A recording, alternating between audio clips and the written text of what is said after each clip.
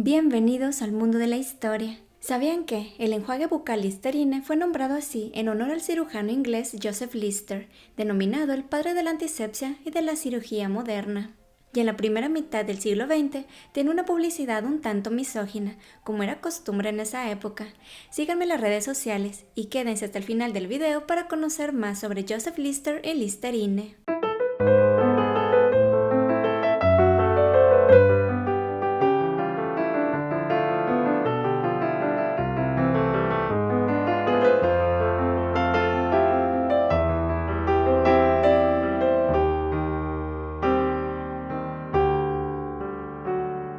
Joseph Lister nació el 5 de abril de 1827 en el seno de una familia cuáquera en Essex, Inglaterra.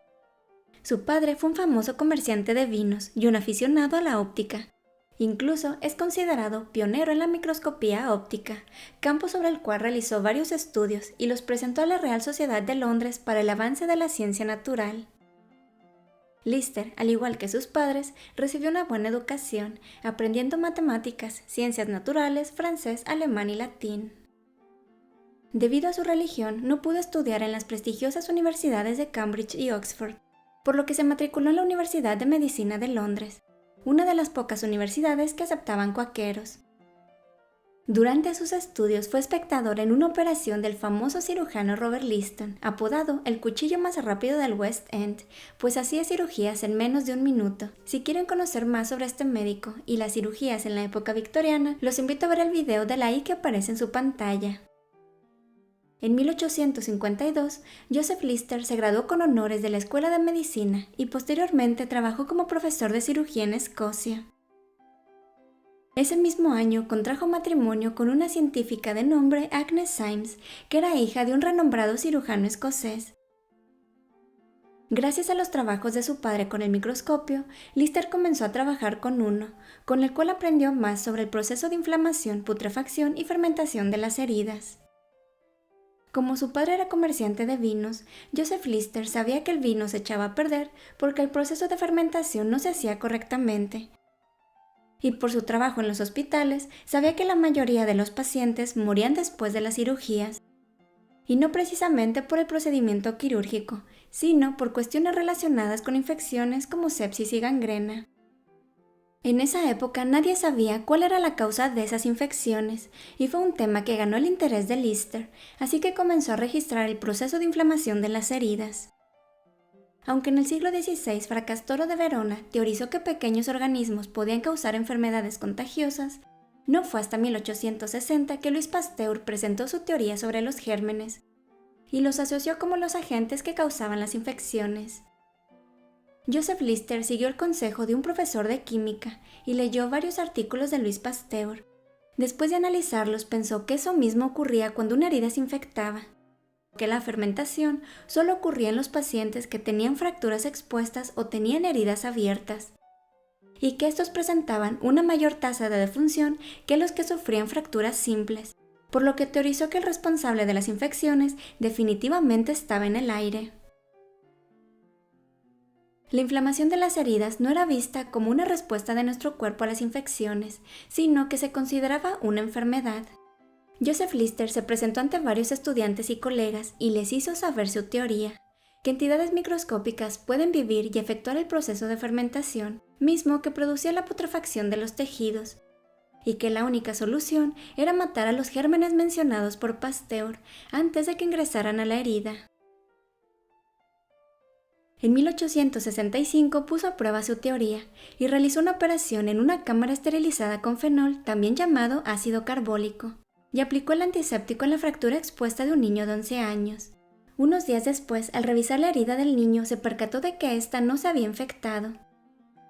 Tras 6 semanas de recuperación, Lister se dio cuenta de que los huesos del niño habían sanado de manera exitosa y no había presentado infección.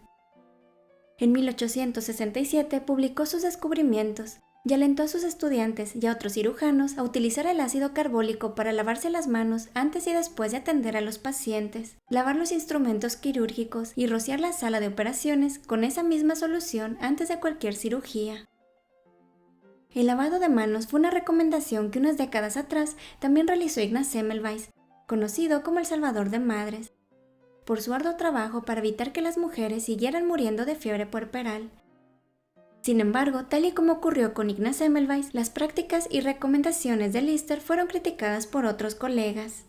Muchos de ellos se mostraron incrédulos ante la idea de que organismos demasiado pequeños para ser vistos estuvieran causando todas esas muertes. A otros simplemente les daba flojera realizar todo el proceso de limpieza una y otra vez, si de todas formas se volverían a ensuciar. En esa época los hospitales eran sucios y malolientes. El olor a sangre, orina y sudor era característico de estos lugares. Y aunque no lo crean, había un cargo denominado jefe recolector de insectos, pues como su nombre lo indica, se encargaba de eliminar los piojos, gusanos o cualquier otro bichito que anduviera paseándose por los colchones y las sábanas de los pacientes. Porque, dicho sea de paso, la ropa de cama de los hospitales no se lavaba tan a menudo. Por este motivo, las recién paridas y los pacientes que eran sometidos a cirugías tenían pocas probabilidades de sobrevivir debido a la falta de higiene en los hospitales. En pocas palabras, era más seguro que las personas fueran intervenidas quirúrgicamente en su casa que en un hospital. Aquellos que aceptaban ser operados lo hacían como último recurso. Por eso los hospitales eran llamados las casas de la muerte. Como se podrán imaginar, el problema principal de los hospitales radicaba en que los médicos y cirujanos llevaban los gérmenes de un paciente a otro. Era común que pasaran de revisar una pierna gangrenada a realizar una cirugía o revisar la dilatación de una embarazada. Además de lo anterior, las salas de cirugías estaban llenas de estudiantes y espectadores tosiendo y estornudando a unos pocos metros de un paciente con una herida abierta. Una teoría muy aceptada para justificar la muerte de los pacientes después de las cirugías era el llamado aire malo o miasma, y pensaban que bastaba con abrir las ventanas del hospital de vez en cuando. Los médicos que sí implementaron el proceso de asepsia de Joseph Lister notaron que las tasas de mortalidad disminuyeron y que ya no era necesario recurrir a las amputaciones. Lister no solo se enfocó en los métodos de desinfección durante su trabajo. Su inagotable curiosidad lo hizo investigar y mejorar otro tipo de cirugías, allanando el camino para las cirugías abdominales. Una de sus contribuciones menos conocidas fue la del hilo quirúrgico absorbible, que elaboró a partir de material tomado de los intestinos de ovejas. Durante las cirugías cubría el hilo con ácido carbólico y procedía a suturar o ligar arterias y órganos. Sus compatriotas ingleses fueron los últimos en seguir sus recomendaciones, y lo hicieron cuando los descubrimientos de nuestro protagonista ya habían tenido aceptación en casi todo el mundo. Gracias al trabajo de Lister y Semmelweis, a finales del siglo XIX, los hospitales dejaron de ser considerados casas de la muerte, y poco a poco comenzaron a ganarse la confianza de las personas. Lister fue premiado varias veces y recibió diversos honores dentro y fuera del Reino Unido. En 1892 fue invitado a pronunciar un discurso en una celebración en honor a Louis Pasteur. Ahí dijo estar en deuda con él. Lamentablemente, al año siguiente su esposa murió de una neumonía. Deprimido por esa pérdida, dejó de realizar trabajos experimentales, se alejó de sus amigos y se refugió en la iglesia. Fue nombrado cirujano de la reina Victoria, quien le otorgó el título de barón, y en 1900 lo nombró sargento cirujano, es decir, el cirujano principal de la Casa Real. En 1902, Eduardo VII sucedió a la reina, pero 2 semanas antes de su coronación comenzó a tener fiebre y dolores abdominales. Sus médicos le dijeron que sufría de apendicitis. Los cirujanos de la Casa Real no se atrevían a operar al rey, debido al riesgo de que éste muriera a causa de una infección postoperatoria. Por lo que consultaron a Joseph Lister, quien asistió al cirujano Frederick Treves y les recomendó seguir los métodos de antisepsia para evitar alguna infección. La cirugía del rey y su recuperación fueron todo un éxito, y en agradecimiento nombraron a Lister miembro del Consejo Privado y de la recién creada Orden del Mérito. En 1903 dejó la vida citadina y se fue a vivir al pequeño pueblo de Kent. Joseph Lister falleció el 10 de febrero de 1912 a los 84 años y es recordado por ser el primero en aplicar a las prácticas quirúrgicas la teoría de los gérmenes, haciendo las cirugías más seguras. Su sistema de antisepsia es la base de control de infecciones moderno, y muchos años después de su muerte, Joseph Lister sigue salvando vidas. Varios hospitales en Inglaterra y Escocia fueron nombrados en su honor, así como el género de bacterias llamado Listeria.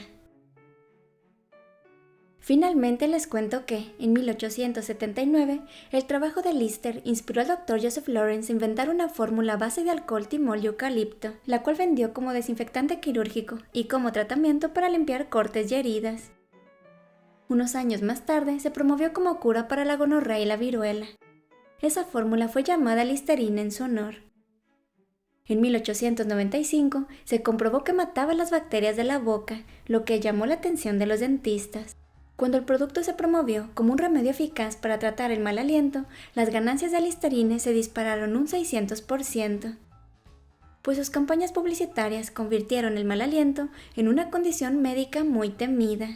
Como podemos ver en este anuncio que dice, puedes perderlo en un minuto. Esto le ha pasado a cientos de chicas y te puede pasar a ti. Un momento de descuido y él terminará contigo así de rápido. Nunca omitas usar Listerine antes de tus citas. O este otro anuncio que dice, siempre la dama de honor y nunca la novia, refiriéndose a la chica que no se casaba porque tenía mal aliento. Aparentemente en esa época solo las mujeres tenían mal aliento. Muchas gracias por llegar hasta aquí. Sigan la cuenta del canal en Facebook, TikTok e Instagram. Y si les gustó el video denle like y compártanlo con sus amigos. Suscríbanse a mi canal y activen la campanita para que no se pierdan ningún dato curioso e interesante de la historia. Cuéntenme en los comentarios qué les parecieron estas historias. Si llegaron hasta aquí, dejen el emoji de un médico. Y hasta pronto.